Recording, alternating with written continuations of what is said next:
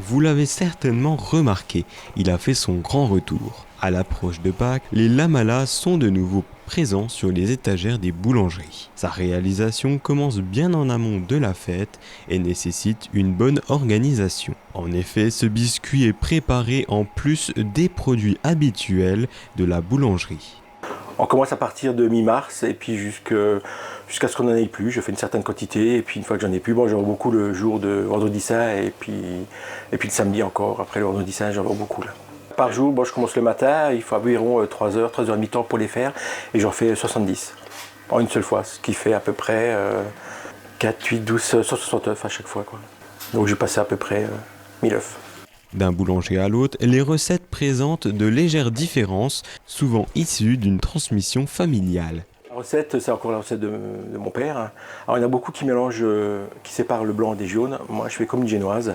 Je mets le blanc, enfin je monte le jaune avec le sucre et après je mélange la farine. Et c'est farine, œuf, sucre, c'est tout. Et je les cuis dans des moules en terre cuite. Alors il y en a qui les cuit dans des moules en téflon ou en fer.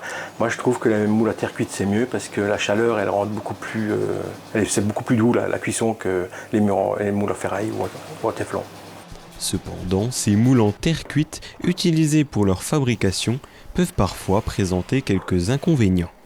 Maintenant c'est vrai que c'est des moules qui ont plus de 60 ans, donc il faut tous la fermer avec de la pâte, parce que sinon ils coulent, et puis voilà, les moules en ferraille ou en téflon, il n'y a pas de souci, ils sont étanches. Mais tous les moules que j'ai là, les 70 moules, il faut tous que je les ferme avec de la pâte, sinon ça coule. Au fil du temps, ces petits agneaux continuent de conquérir le cœur des Alsaciens. Ouais, franchement, il y a encore beaucoup de gens qui viennent et qui en achètent encore. Ouais.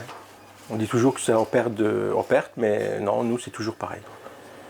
Pour les plus impatients, vous pouvez d'ores et déjà les retrouver chez vos artisans locaux.